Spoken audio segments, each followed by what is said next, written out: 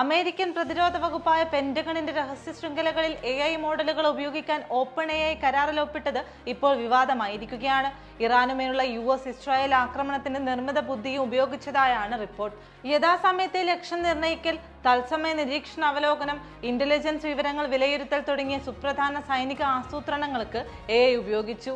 ആക്രമണ ലക്ഷ്യങ്ങൾ നിർണ്ണയിക്കുന്നതിനും ഭൂമിശാസ്ത്രപരമായ ഏകോപനത്തിനും നടപ്പാക്കുന്നതിന്റെ പ്രാധാന്യത്തിനനുസരിച്ച് ലക്ഷ്യങ്ങളുടെ ക്രമം നിർണ്ണയിക്കുന്നതിനുമൊക്കെ AI പ്രയോജനപ്പെടുത്തി.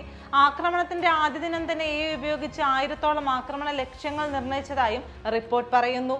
കരാർ പുറത്തു വന്നതിന് പിന്നാലെ ChatGPTക്കെതിരെ പ്രതിഷേധം ശക്തമായിരിക്കുകയാണ്. ദശലക്ഷക്കണക്കിന് ആളുകളാണ് ChatGPT ബഹിഷ്കരിക്കാൻ തീരുമാനിച്ചത്. ആപ്പ് അൺഇൻസ്റ്റാൾ ചെയ്യുന്നവരുടെ എണ്ണത്തിൽ വലിയ വർധനവാണ് ഉണ്ടായിരിക്കുന്നത്. നേരത്തെ പെന്റഗണിന്റെ കരാർ ലഭിച്ചിരുന്നത് ആന്ത്രോപിക്കിനായിരുന്നു. എന്നാൽ തങ്ങളുടെ സാങ്കേതിക വിദ്യ ആഭ്യന്തര നിരീക്ഷണത്തിനായി ഉപയോഗിക്കുന്നത് ജനാധിപത്യ മൂല്യങ്ങൾക്ക് വിരുദ്ധമാണെന്ന് ചൂണ്ടിക്കാട്ടി അവർ കരാറിൽ നിന്ന് പിന്മാറുകയായിരുന്നു. ഇതിന് പിന്നാലെയാണ് ഓപ്പൺ AI ഈ കരാർ ഏറ്റെടുത്തത്. നേരത്തെ ഈ കരാറിൽ നിന്ന് പിന്മാറിയ ആന്ത്രോപിക് കമ്പനിയുടെ ക്ലോഡ് ചാറ്റ്ബോട്ട് ഇപ്പോൾ ChatGPTയെ മറികടന്ന് ആപ്പ് സ്റ്റോറിൽ ഒന്നാമതെത്തിയിരിക്കുകയാണ്. ഏതായാലും വിവാദം ശക്തമായതോടെ open AI CEO Sam Altman ഖേദം പ്രകടിപ്പിച്ചിട്ടുണ്ട്. ഓപ്പൺ AIയുടെ മുൻപത്തെ നയരേഖ പ്രകാരം തങ്ങളുടെ സാങ്കേതിക വിദ്യ സൈനിക ആവശ്യങ്ങൾക്കോ യുദ്ധങ്ങൾക്കോ വേണ്ടി ഉപയോഗിക്കുന്നത് കമ്പനി കർശനമായി നിരോധിച്ചിരുന്നു.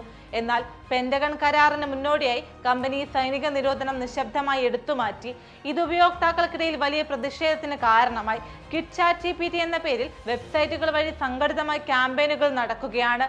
കാര്യങ്ങൾ ഇത്ര വേഗത്തിൽ നീങ്ങാൻ പാടില്ലായിരുന്നുവെന്നും ആശയവിനിമയത്തിൽ പിഴവ് സംഭവിച്ചിട്ടുണ്ടെന്നും വൻതോതിലുള്ള നിരീക്ഷണ പ്രവർത്തനങ്ങൾ, NSA പോലുള്ള രഹസ്യാന്വേഷണ ഏജൻസികൾക്ക് വേണ്ടിയുള്ള ഉപയോഗം എന്നീ കാര്യങ്ങൾക്കായി തങ്ങളുടെ സാങ്കേതിക വിദ്യ ഇനി ഉപയോഗിക്കില്ലെന്ന് കമ്പനി വ്യക്തമാക്കിയിട്ടുണ്ട്.